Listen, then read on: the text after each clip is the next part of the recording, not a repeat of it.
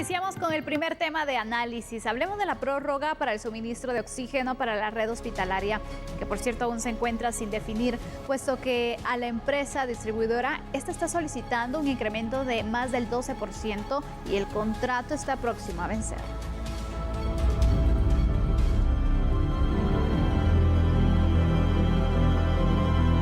La empresa distribuidora de oxígeno para la red hospitalaria desde el 2017 a la fecha señaló que no están en disposición de prorrogar un año más para el suministro de gases médicos hospitalarios, si el Ministerio de Salud no cubre la inflación acumulada, que es del 12.85%. Es decir, no existe realmente una obligación ni de parte nuestra ni de parte del Estado de aceptar una prórroga. Esa prórroga tiene que ser de mutuo acuerdo.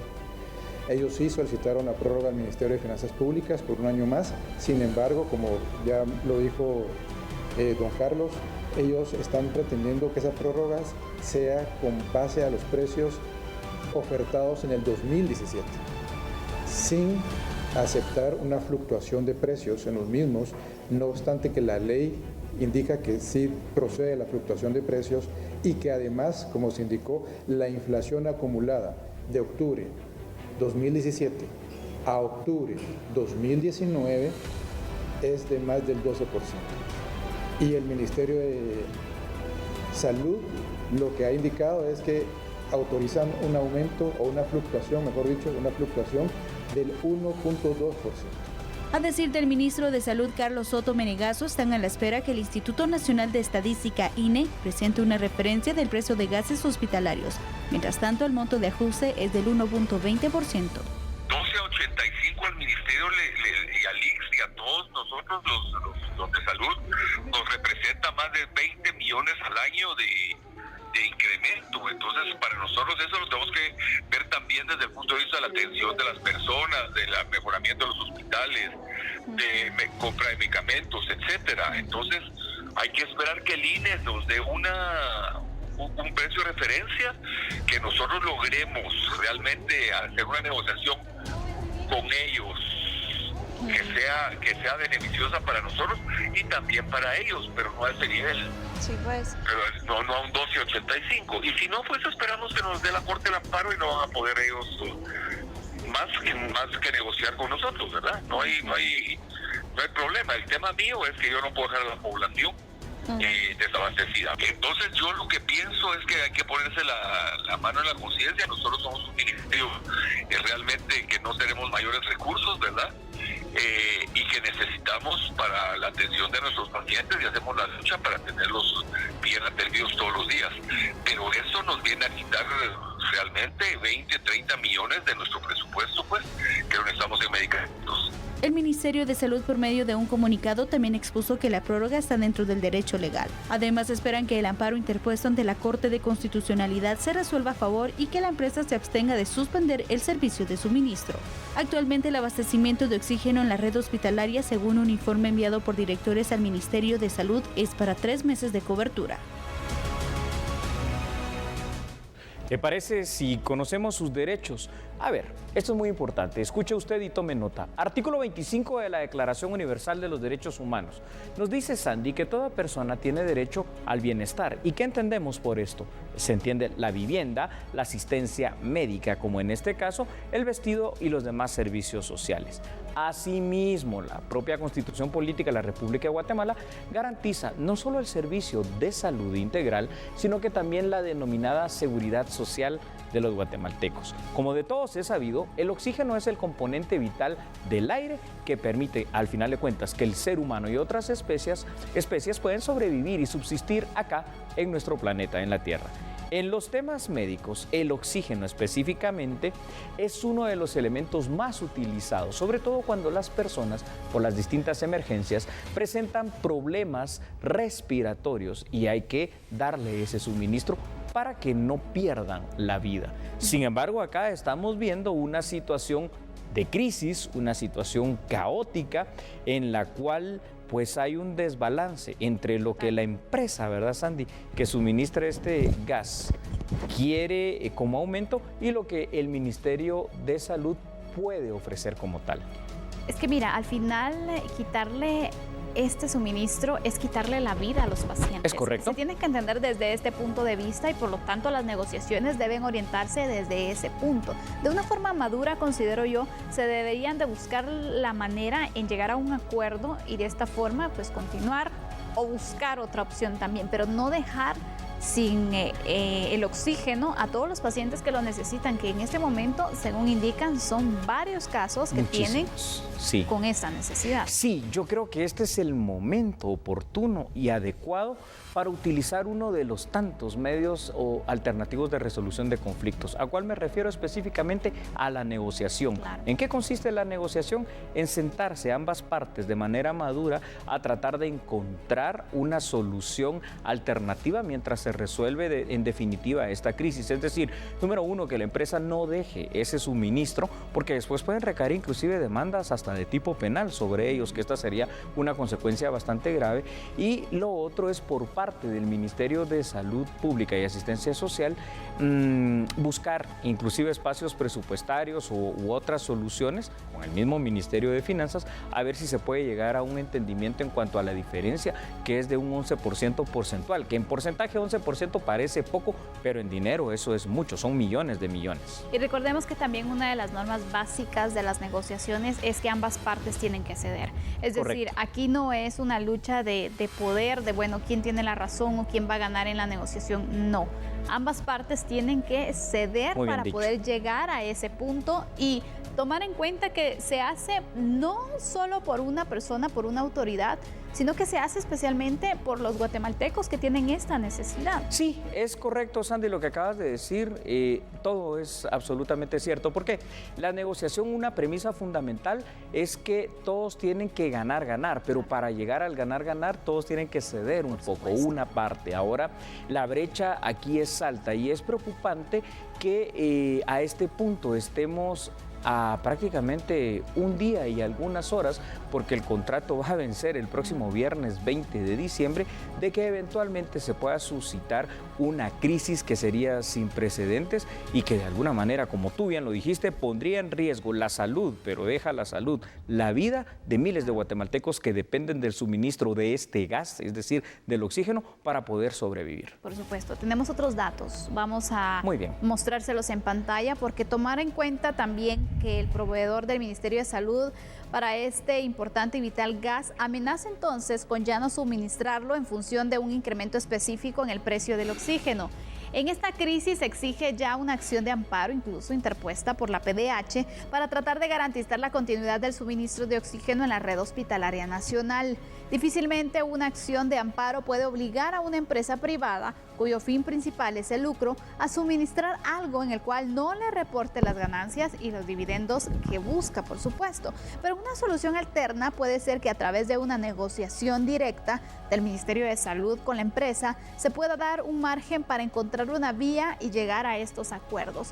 ¿Cuáles serían entonces esas alternativas que se tuvieran, Julio, para seguir suministrando mientras esta situación se logra resolver? Yo creo que una de las formas posibles, fíjate, Sandy, en que pudiera llegarse a una solución es dar un margen, te digo, 2 a 3 meses en los cuales se puede negociar y tratar de encontrar ese punto medio entre el Ministerio de Salud y la empresa privada. Al final de cuentas, recordemos que toda empresa privada lo que tiende es a lucrar, no es una cuestión de beneficencia, y eso lo entendemos todos, pero yo sí veo tal vez cierta debilidad en el tema de la interposición del amparo. Explico por qué. Si bien es cierto que toda materia es susceptible de amparo, tampoco creo que a través de este recurso la Corte de Constitucionalidad, por ejemplo, pueda obligar a una empresa privada a brindar un servicio en el cual no va a tener ganancias, que es parte de lo fundamental de las empresas. Pero como el derecho a la salud es un derecho humano, esperemos que se encuentre más que una situación de obligación impuesta legalmente, una situación de cordura y de apoyo mutuo. Pero mira, también otra situación es que obviamente cuando se pretende incrementar el costo que se ofrece actualmente, eso también es necesario poderlo anunciar con anticipación. Sí. Porque así también le da tiempo a las autoridades de salud de decir, bueno, no se va a poder continuar, miremos qué hacemos, pero con tiempo. Es correcto. Y si no, buscar la manera de poderse acoplar o de poder negociar, pero también hacerlo con tiempo, porque eso es muy importante. Si bien se busca entonces ofrecer un producto, también se está dando o se tiene que tomar en cuenta que ese producto sirve para continuar con vida, para que continúen con vida varias personas, es decir, no es cualquier servicio. Sí, no, estamos hablando de una situación de vida o muerte. Claro. Yo lo que veo es una diferencia, digamos, muy grande, y aquí tenemos que explicar esto, es decir, la empresa dice de un aumento del más de 12% de inflación. Ojo, me imagino que se están refiriendo a una situación de inflación en el costo específico del gas denominado oxígeno, porque sabemos que el índice de inflación ya en los temas económicos y macroeconómicos en Guatemala oscila entre el 4%, entonces ahí es donde tenemos que ver una situación. Pero yo creo que esto es de ambas partes, es decir, así como la empresa quizá debió haber hecho este anuncio con muchos meses de anticipación, porque todos sabían la fecha de finalización del contrato, pues también de alguna manera es también parte de alguna discusión que pudo haber estado en ambas partes y el propio Ministerio de Salud, al ver con también un poco de mayor antelación este tema para enterarse en todo caso. El problema que yo veo en este momento es la fecha en la que estamos. Estamos próximos a vencer, estamos en el mes de diciembre, por la fecha que hay, ya no hay manera de hacer transferencias presupuestarias dentro de las instituciones y esto sí puede ser una verdadera crisis. Y aparte, ajustar el presupuesto para este incremento cuando ni siquiera se aprobó el presupuesto para el siguiente año, sí, sino que se tiene que continuar funcionando con lo que ya está establecido, va a ser un poco complicado, Julio. Sí, ya eso per se va a representar un grave problema para el propio Ministerio de Salud, que obviamente va a tener que buscarse un reajuste, ¿verdad?, por parte de las autoridades futuras dentro de esta cartera en cuanto a sus temas y rubros presupuestarios. Pero es que estamos hablando, Sandy, de algo demasiado básico, porque el oxígeno es algo que se utiliza en el día a día. Otra de las cuestiones que habría que ver también, porque esa puede ser otra alternativa, es ver si en Guatemala no existe otro proveedor. Claro. Porque eso también creo yo que sería una situación que podría sondearse, ¿verdad? Para buscar otra solución. Exactamente, pero mientras se busca otro proveedor, mientras se realiza el proceso el tiempo de pasa. licitación, también buscar alguna prórroga, para que mientras se resuelve esta situación también se tenga entonces, se suministre este producto y se pueda seguir funcionando con normalidad, no afectar a nadie. Pero yo no sé qué va a pasar en los próximos días, realmente si se logrará o no esta negociación, qué tan abiertos pueden estar tanto las autoridades de salud como la empresa también para poder llegar a ese acuerdo finalmente y poder buscarle una solución por el bien de todos esos guatemaltecos que están en los hospitales y que requieren de oxígeno, y por supuesto por la tranquilidad de los familiares que en este momento yo me imagino que deben estar con mucho temor, con mucha incertidumbre de qué va a pasar con sus seres queridos.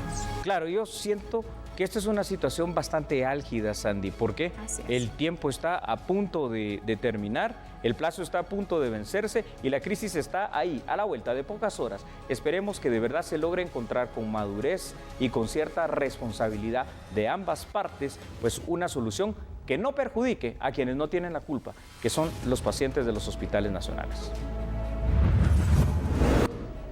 Y bueno, ahora vamos a conocer otras noticias porque los representantes de base del Movimiento Semilla, con sede en 9 departamentos, por medio de un pronunciamiento público, denunciaron poca transparencia en las finanzas de este partido.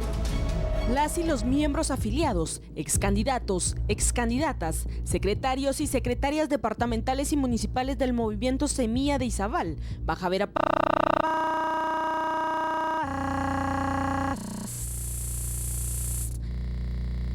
Chiquimula, Jutiapa, Quetzaltenango, Huehuetenango, Escuintla, Zacatepeques y Totonicapán expresaron por medio de un pronunciamiento público su inconformidad ante las estrategias de comunicación interna y externa que consideran poco asertivas y alejadas de sus estatutos y decálogo de ética que surgió posterior a la campaña electoral del 2019. Las controversias surgieron por lo que consideran cierre de espacios de participación en todos sus niveles que desató un clima de desconfianza y debilitó e impidió el diálogo, el consenso y la democracia en su organización. Además, repudian la poca transparencia y rendición de cuentas a lo interno del partido y que sus bases departamentales y municipales recibieron escasa o nula consulta para la toma de decisiones. Por esa razón temen que el partido se convierta en una expresión urbanocéntrica, elitista, clasista o discriminatoria por género o raza.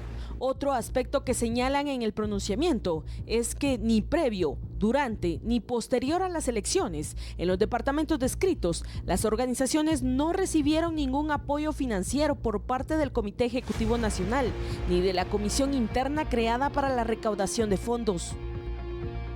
Vamos a regresar, televidentes y Sandy, con un tema tabú en una sociedad conservadora como la guatemalteca. Y una reforma que se quiere hacer al Código Procesal Penal. Pero si quieres saber más, quédese con nosotros porque después de la pausa tenemos el análisis. No cambie porque somos a la medida.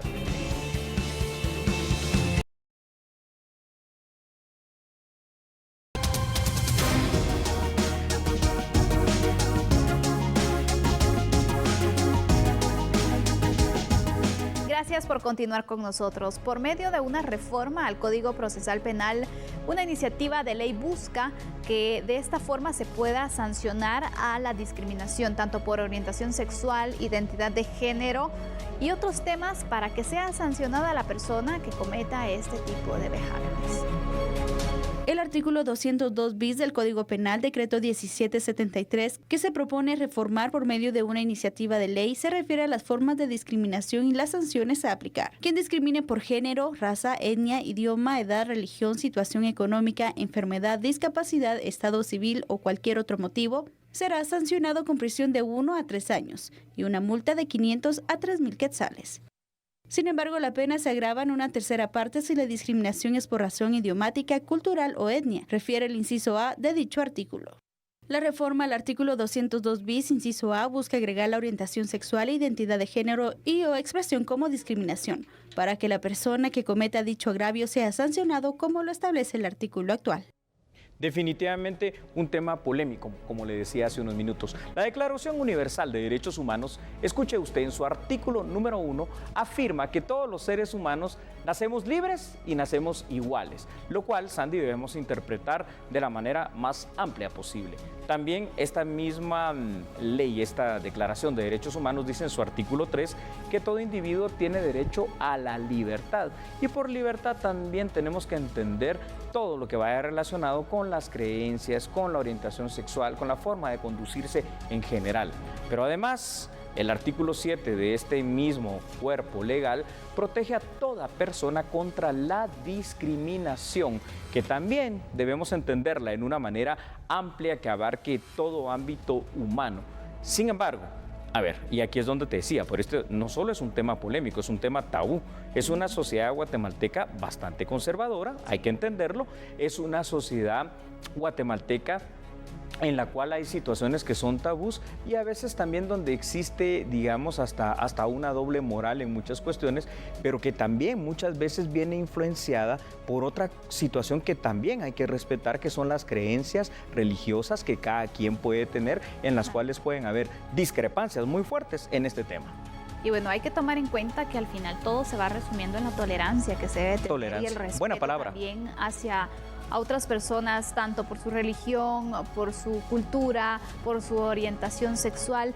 Pero para ir profundizando en esta propuesta, Julio, yo quiero que tú nos indiques cómo está la legislación actualmente en este tema. Es muy importante esto que me preguntas, ¿sabes por qué? Porque ya existe algo que está tipificado en nuestro Código Penal con relación a la discriminación y específicamente estamos hablando del artículo 202 y el artículo 202 bis de esta ley, que ese es el que se quiere ampliar. Y dentro del artículo 202 bis ya podemos interpretar de una manera amplia, inclusive cuando dice cualquier otra situación, el tema de la misma orientación sexual, solo que ahora quiere esta nueva disposición o esta propuesta de reforma legal al Código Penal que quede así escrito, bien específico, pero que además quien fuere hallado culpable de esta forma de discriminación se le incremente hasta en una tercera parte la pena actual, que es de 1 a 3 años de privación de libertad. Entonces, aquí también tenemos que tener cuidado, primero en proteger a todos los guatemaltecos independientemente de las creencias y preferencias que cada uno de nosotros pueda tener de manera distinta en una sociedad totalmente diferente. Pero también hay que tener cuidado de no criminalizar ciertas actitudes que de pronto pues podrían causar también muchísimo problema. Recordemos solo a guisa de ejemplo el tema a veces de la necesidad que se tuvo de la ley de femicidio y de violencia en contra de la mujer, pero del abuso que a veces también se hace por parte de esta misma ley. Por supuesto, pero mira, aparte de esto, ¿tú no consideras que una situación como esta, la discriminación, por ejemplo, si lo ves desde el tema cultural, religioso, el tema de orientación sexual, a veces es complicado también poder comprobar la situación? Porque, por ejemplo, si yo vengo y te digo así, verbalmente, alguna ofensa, alguna situación donde yo te discrimine, ¿qué medio de prueba vas a tener además de tu palabra? ¿Y cómo va a ser el procedimiento para llegar y saber si la persona que está siendo acusada es inocente o culpable? Dos cosas aquí con lo que has dicho. Primero, el medio de prueba es palabra contra palabra, que ya eso hace per se que sea un poco débil esta cuestión. Científico no es. No es. Ahora, aquí es donde yo puedo ver que, claro, es necesario proteger a todos los guatemaltecos en contra de todo tipo de discriminación, sí, pero aquí es donde se puede malinterpretar, porque de pronto, como tú dices alguna situación que tú no lo dices en mal, ni con el ánimo de discriminar, pero que también otra persona lo puede interpretar como que lo estás haciendo. Entonces, es una cuestión muy subjetiva, digamos. Aquí es donde tenemos que ser bastante claros si en todo caso esta ley llegare a aprobarse, porque si no, pudiera ser una cuestión confusa y muy delicada. Y hay que recalcar algunos puntos. Para que usted lo tome en cuenta, vamos a proyectar estos datos sobre las reformas entonces y cómo está actualmente la situación en el Código Procesal Penal de nuestro país, que contiene entonces, recalcando, el artículo que protege de manera muy general a las personas en contra de la discriminación con prisión que va de 1 a 3 años. La iniciativa de ley presentada en el Congreso pretende que se incluya como agravante la discriminación en función de orientación sexual del agraviado, lo que aumentaría la pena en una tercera parte. El respeto que todos tenemos que tener hacia nuestro prójimo en cuanto a las creencias, ideologías, preferencias, orientación sexual es algo que debe protegerse sin duda alguna.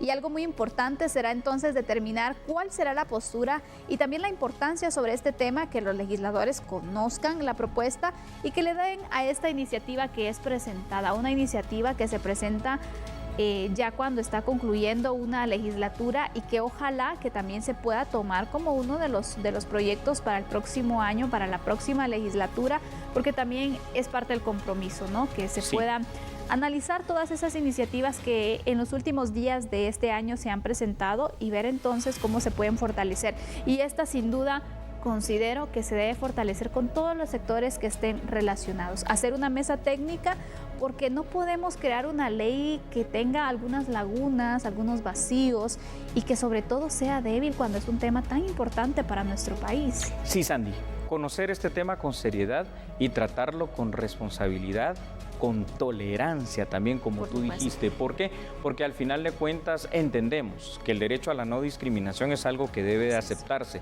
pero tenemos que hacer algo que sea bien pensado, bien consensuado y que de alguna manera venga a beneficiar a todos y cada uno de los guatemaltecos sin herir y, por supuesto, sin crear discrepancias en otro tipo de libertades, como son la misma libertad de la creencia que puede tener cada quien o la libertad también de culto y religión que puede venir y chocar en esto. Como sea, es un tema candente, es un tema tabú y es uno de los temas que va a ser interesante cómo va a ser tratado a nivel del legislativo en Guatemala. Y yo creo que para este tema también es necesario poder incluir la situación cibernética, porque muchos de los actos de discriminación que se dan también se manejan por redes sociales, donde existen perfiles falsos que ofenden a distintas personas, que crean incluso ese sentimiento negativo en ellos, que las hace pensar de una forma así negativa, porque se ocultan bajo ese perfil falso y no hay quien los sancione. Entonces vamos a continuar viendo, porque si yo no te puedo decir nada, porque a lo mejor me pueden enviar a la cárcel, voy a usar, si lo quiero hacer para ofenderte, utilizar una red social, por ejemplo, y seguir entonces en la impunidad. Esto también se debería agregar. Es correcto, Sandy. Todo tipo de discriminación debe ser combatida y erradicada. Sí, así que aquí tenemos una de las materias pendientes. Por supuesto, quedará entonces a esperar si los próximos diputados, si la siguiente legislatura conocerá este proyecto y será parte de sus prioridades. Continuamos con la información acá en A la Medida. ¿Usted sabía, por ejemplo, que este año Guatemala ha consumido la mayor cantidad de energía en comparación con años anteriores? Lo invitamos a ver, precisamente para ello, la siguiente nota aquí en A la Medida.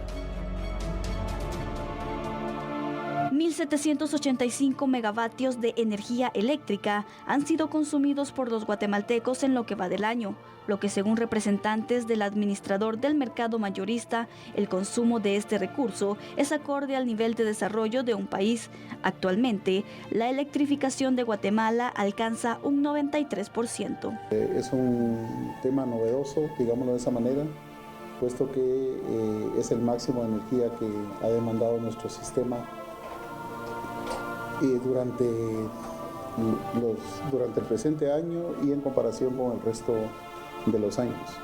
Hay que tomar en cuenta que esa no es únicamente nuestra demanda, sino que a eso hay que sumarle todo lo que nosotros denominamos autogeneración y que básicamente consiste en la energía que se genera de forma exclusiva y para consumo propio en cada uno de los países donde esto se da. Y de ahí que, digamos, donde más se consume energía, si ustedes lo pueden ver, es en los países más desarrollados. Anteriormente, la mayor cantidad de energía eléctrica se consumía entre las 18 y 20 horas, pero en la actualidad el consumo es todo el tiempo, por lo que no existe un horario pico. La cultura de consumo energético en el país ha estado cambiando, pero concretamente en el área central de Guatemala, léase los departamentos de Guatemala, Zacatepeques y Escuintla, podríamos decir que el consumo energético, la cultura de consumo energético ha variado ostensiblemente. Tanto así que hemos dejado de consumir únicamente en el pico, que en el transcurso de las horas del día estamos consumiendo prácticamente la misma o más energía que lo que se consume en el pico, para iluminación únicamente. Durante el 2019, la energía eléctrica hidráulica disminuyó en un 60% en comparación con el año anterior. Esto debido a las condiciones climáticas, lo que repercute en el costo de la tarifa. Bueno, debemos hacer una pausa, pero después de este corte tendremos un análisis que está muy interesante, Julio. Por favor, quiero que nos des un adelanto para que las personas nos sigan acompañando. Claro que sí, Sandy. A ver, antes de eso, rápidamente, ¿le gusta a usted la pirotecnia? ¿Le gusta quemar cohetillos? ¿Le gusta hacerlo y compartirlo con su familia y sus hijos? Sí, qué bonito, ¿verdad? Pero ¿y qué pasa? Porque los niños a veces trabajan en la fabricación y en la venta de esto. Operativos del Ministerio de Trabajo para evitar esta situación. No cambie porque nosotros somos A la Medida.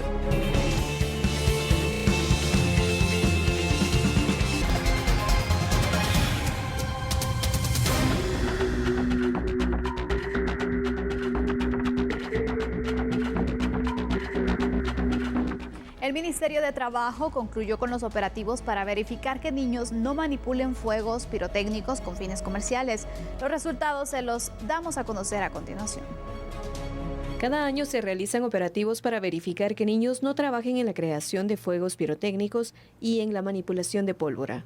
El Ministerio de Trabajo informó que en 9 departamentos no encontraron niños trabajando en esta área.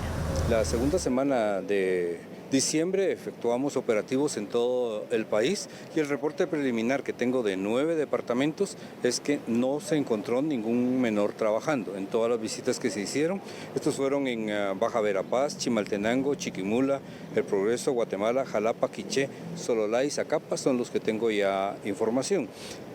Se visitaron 231 empresas, trabajaban 269 personas, hombres y mujeres. En todas ellas se verificó que cumplían con medidas de seguridad, rótulos de no fumar, el plan Belém de manipulación de pirotecnia y manejo de extinguidores. Estos son el reporte que tenemos ahorita.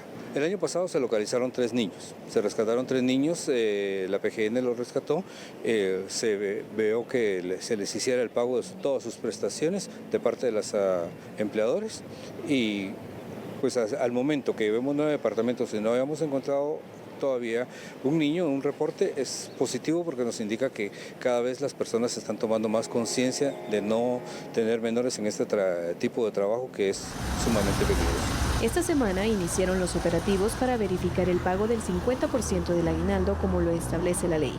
Por el momento, el Ministerio de Trabajo reporta 46 denuncias por el incumplimiento de dicho beneficio. Las autoridades hacen el llamado a ofrecer el nombre y dirección exacta de la empresa o patrono que no cumpla con el pago del aguinaldo al teléfono 1511. El primer gran problema que existe en Guatemala en este tema con la elaboración de los fuegos artificiales es que se utiliza en demasía a menores de edad por aquella supuesta, ojo, recalco, la supuesta habilidad en la manufacturación de los mismos. Pero el poner a niños a manufacturar y a elaborar pirotecnia, Sandy, representa en primer lugar un peligro para su salud. Recordemos que la pólvora es un ente altamente corrosivo, pero además representa un peligro para su vida. Además, escuche usted, la creencia popular de que los niños tienen mejor motricidad que los adultos en realidad termina siendo falso, ¿verdad? Estos son negocios familiares en los cuales se obliga a los niños a trabajar, quieran o no, con la pólvora. Entonces, ese es el primer gran problema. Y el otro es el que se evidencia ahora con estos operativos que están muy bien hechos por el Ministerio de Trabajo, en los cuales trata de evitar que en las ventas de pirotecnia también estén niños ahí, ¿verdad? Por el peligro. Efectivamente. Primero, porque los niños, en realidad, ellos tienen que dedicarse a su infancia, a jugar, ya que están de vacaciones, a descansar, a jugar, a compartir. Y sabemos que también hay padres que pues tienen que trabajar en este tipo de negocios, pero también tienen que buscar una medida para que los niños pues no los expongan, porque sabemos que un adulto se expone con estas ventas y no toma las medidas de precaución necesarias. Ahora con un niño, ¿qué haces? Sobre todo porque un niño, al final de cuentas, por muy inteligente que sea, por mucho que conozca y tenga esta experiencia, llamémosla así, en la manipulación y en el contacto con la pólvora, es un niño, pues, es decir, no logra dimensionar muchas veces el gran peligro al cual puede exponerse. De hecho, hay algunas agencias internacionales, sobre todo aquellas en materia de niñez, que han dado en indicar que, por ejemplo, el trabajo de menores de edad en la elaboración de fuegos pirotécnicos es una de las peores formas de trabajo infantil que existen a nivel mundial. Efectivamente, en el tema de la comercialización, de verdad, hay que felicitar a los padres que no utilizan a sus hijos para la venta, porque si bien les queremos enseñar a que puedan aprender acerca del valor del dinero y que de esta manera también vayan aprendiendo cómo emprender, cómo pues ser al final útiles para la sociedad, hay otras formas también que lo pueden hacer y todo va basándose a las edades, es decir, los padres tienen que ser responsables y especialmente en este tipo de comercios ver más allá acerca de si les pueden ayudar o no a generar dinero. Claro, sobre todo porque aquí estamos hablando de una situación altamente peligrosa, es decir, la pólvora es pólvora, en cualquier momento algo puede salirse de control y puede provocar graves tragedias y lo peor es que no es solo la pérdida, ¿verdad?, de situaciones materiales, la pérdida de dinero, la pérdida del negocio, aquí estamos hablando de que se puede perder la vida específicamente. Por ello, también este operativo que ha realizado en varios departamentos, 9 de hecho, por parte del Ministerio de Trabajo, me dejó sorprendido, no por el hecho del operativo, eso hay que hacerlo de cajón y qué bueno, me dejó sorprendido que no hayan detectado que hay negocios que estén utilizando niños o menores de edad para la venta de fuegos artificiales, que bueno, tal vez haya un poquito de mayor conciencia. Ojalá que estos operativos continúen, porque también sabemos que en los días ya tanto el 23 como el 24 de diciembre es cuando se incrementa y que también a veces se mandan a los niños, ¿no?, a vender en algunos semáforos y distintos lugares estratégicos comercialmente hablando para poder ofrecer este tipo de productos, pero en realidad hay que mantener estos operativos porque en esos días especialmente es cuando se puede dar esta situación y ojalá que se pueda prevenir de esa forma. Es correcto, Sandy, operativos que deben de ser continuos, constantes, permanentes. Tenemos más datos y ¿cuáles son, Sandy? Por supuesto, porque hay que tomar en cuenta que estos operativos también se deben de mantener y se deben iniciar desde el primer punto, en el tema de la elaboración de los fuegos pirotécnicos, porque para nadie es un secreto los lugares donde se elaboran los mismos y hay ahí es donde representa el mayor de los riesgos y ahí es donde se puede tener la mayor cantidad de niños que están trabajando, arriesgándose y de esta forma también entonces poder iniciar desde ese punto. Es necesario visitar estos lugares. Es necesario. Todos sabemos, yo no creo que las autoridades no identifiquen los puntos, los lugares, los municipios donde tienen este tipo de fabricaciones. La otra parte importante en este tema son los operativos realizados por el Ministerio de Trabajo en la venta de pirotecnia, pero también en ellos se pudo entonces constatar con cierta sorpresa que no habían niños que estaban en estos comercios pues vendiendo los distintos productos. Estos operativos sin duda tienen que ser continuos porque sabemos también el peligro al que se enfrentan en esta temporada de mayor consumo y donde también se busca ganar ese dinero que a lo mejor en los otros meses los comerciantes no pudieron tener, pero hay que tomar en cuenta el cuidado que se debe tener con los niños especialmente. Definitivamente que sí, Sandy. Esperemos que sean resultados reales y que no solamente sea alguna situación de evitar sanciones y que por eso los comerciantes, porque puede también pasar cuando ven que se están dando este tipo de operativos, pues alejan a los niños y ya cuando se retira, por ejemplo, el mismo, ya los involucran en esta situación. Como lo hemos estado diciendo, esta es una situación de seguridad, es una situación de conciencia y es una situación hasta de respeto por la integridad del ser humano, que en este caso representan los niños y los adolescentes. Julio, ¿qué pasaría, por ejemplo, si el Ministerio de Trabajo en una de estas verificaciones visualiza un local, un comercio que tiene este tipo de ventas y que se encuentran niños? ¿Cuál es el procedimiento que se seguiría? Aquí es una situación eminentemente administrativa, ¿verdad, Sandy? ¿A qué me refiero con esto? De que no estamos hablando de una cuestión que te vaya a llevar cargos penales o alguna situación de privación de libertad. No, al ser administrativo puede ser objeto de una multa, de una sanción, una llamada de atención y en todo caso, si esto es muy reiterado, puede ser inclusive el cierre definitivo o temporal del negocio.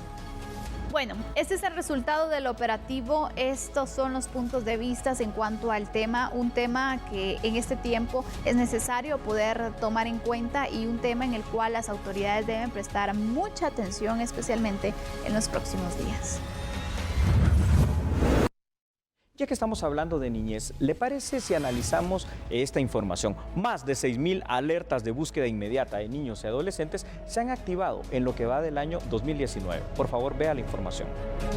Desde el 1 de enero hasta la fecha, la alerta Alba Kenneth se ha activado por la desaparición de más de 6,000 niños y adolescentes en toda la República.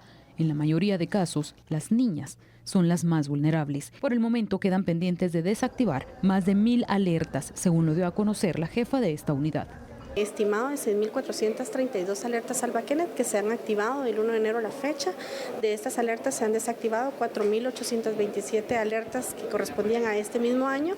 Y pues siempre tenemos que darle seguimiento a alertas que continúan activas de otros años y hemos desactivado de estas alertas 4.827 alertas. Es decir, que hacemos una sumatoria de 11.612 alertas desactivadas durante el año 2019, que corresponden en una parte a este año y en otra parte a años anteriores. Ahora, la unidad de alerta Alba Kenneth, la recepción de denuncias de casos en contra de la niñez y adolescencia y el archivo de la Procuraduría General de la Nación tienen una nueva sede. Las 3 entidades funcionarán en un edificio de la zona 8 capitalina que les fue entregado por la administración de la Secretaría de Administración de Bienes en Extinción de Dominio.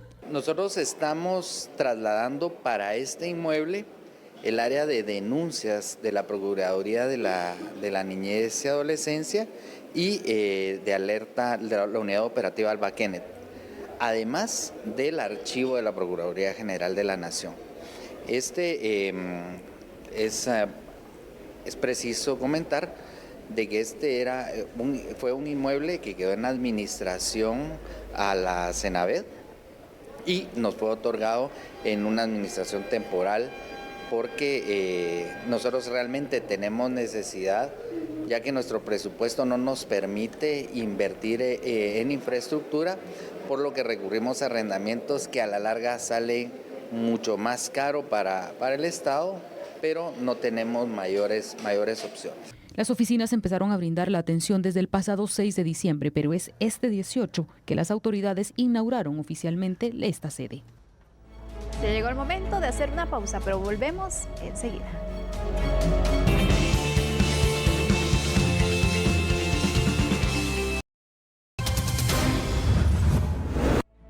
El presidente en funciones, Jafet Cabrera, se refirió a la solicitud enviada al Congreso de la República relacionada con la adquisición del sistema aéreo. Recordemos que es un proyecto que fue impulsado por el Ejecutivo y el vicepresidente y actual presidente en funciones da más detalles acerca del proyecto enviado al Congreso de la República para su conocimiento. De esta forma ampliamos un poco más acerca del mismo. El 29 de noviembre, el Congreso de la República recibió una carta firmada por el presidente de la República, en la que se solicitaba que los legisladores, por medio de una iniciativa de ley, aprobaran el convenio entre Guatemala y Argentina para la compra de un sistema aéreo. El presidente en funciones, Jafet Cabrera, explica cuál fue la petición del Ejecutivo. Sí, a eso fue el presidente con el ministro Degenjar y, como les dije, es un convenio que va a permitir aceptar a los hondureños y salvadoreños, que ese es fundamentalmente el convenio. Así que esperamos que todo sea positivo para nuestros países. Yo he estado trabajando en el trifinio para mejorar las condiciones de vida de los coterráneos en nivel de la frontera y que traten la manera de no pensar en migrar.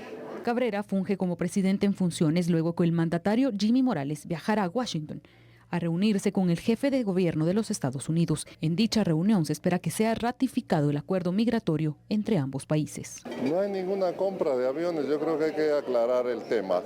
Lo que hizo el señor presidente es pedirle al Congreso que se pueda proceder a ponerlo en el presupuesto y que hacia futuro se puedan adquirir esos aviones que son de suma urgencia para la seguridad nacional en torno a los temas del narcotráfico. ¿Sabe usted que más de 736,000 hectáreas de bosques fueron recuperados y conservados este año? Y esto según el informe de incentivos forestales presentados por el Instituto Nacional de Bosques INAB.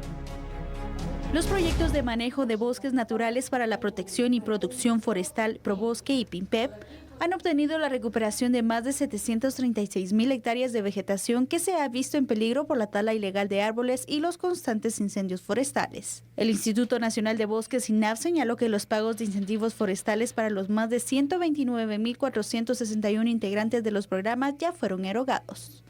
Se ha hecho una inversión importantísima de más de 1.500 millones de quetzales en los 4 años de gobierno del señor presidente Morales, pero lo más importante de todo esto es resaltar que los incentivos forestales, y hay gente aquí que lo puede testificar, se han pagado a tiempo. Esto ha sido histórico. Número uno, porque se superó con otros periodos anteriores el monto que se dio en incentivos. Y número dos, que los incentivos se les dieron a los beneficiarios a tiempo. Entonces realmente esto sí se vuelve un incentivo, ya que la gente sabe que puede contar con su dinero para el establecimiento de una plantación forestal, o ya sea para el manejo o cualquier cosa que vaya involucrada en esto.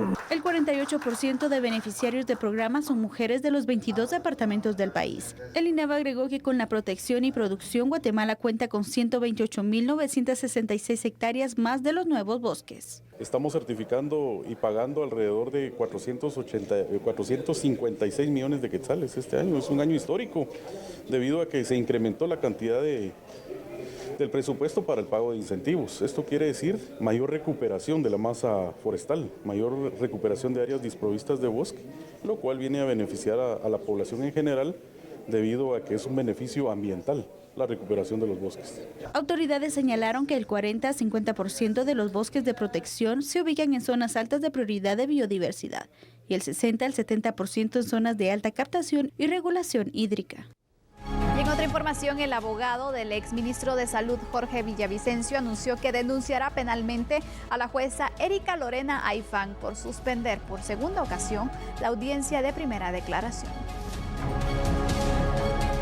En el caso Asalto al Ministerio de Salud con un tono molesto, el exministro durante el gobierno del Partido Patriota, Jorge Villavicencio, cuestionó el actuar del sistema de justicia del Ministerio Público para señalarlo de supuestos hechos ilegales.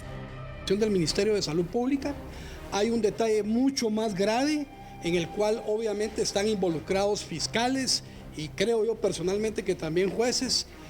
A mi clínica el 12 de octubre del año pasado llegaron parte del señor César del Rincón, 2 personas a pedirme 1 millón de quetzales para que esto no sucediera. Y esto realmente pues se sale de la cordura. El abogado defensor Mario René Cano Gutiérrez advirtió que denunciará a la jueza del proceso Erika Lorena Ifán por violentar derechos constitucionales. Además, la recusarán al dudar de su imparcialidad. Sin embargo, con todo este tipo de vicios que existen desde el inicio, a entrada a primera declaración, nosotros creemos que la distinguida fiscal Erika Ifán no es la correcta en este momento para elucidar la situación jurídica de mis indicados, de mis defendidos. Por ente y por razón presentaremos la denuncia penal en contra de ella, toda vez de que se tiene que investigar el documento que hace falta dentro de estas razones, que se tiene que analizar profundamente de parte del Ministerio Público si existe esa conducta antijurídica. En este caso, según la investigación de la Fiscalía Especial, el exfuncionario y otras personas sustrajeron del Ministerio Salubrista más de 50 millones de quetzales de forma ilegal, aprovechando el estado de calamidad decretado en el 2012 por el terremoto que afectó al país. Y en este momento lo que están haciendo es criminalizar la organización del Ministerio de Salud Pública. Niego rotundamente que yo forme parte de una estructura, jamás he sido una cabeza de estructura como me tienen aquí, con las esposas, ¿verdad?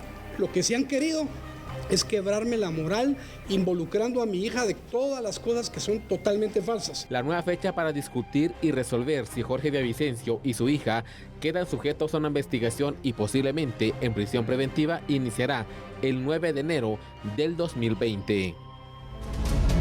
Le agradecemos la sintonía y lo esperamos de una vez y lo invitamos para mañana a las 21 horas. Gracias. Que descanse. Feliz noche. Chao.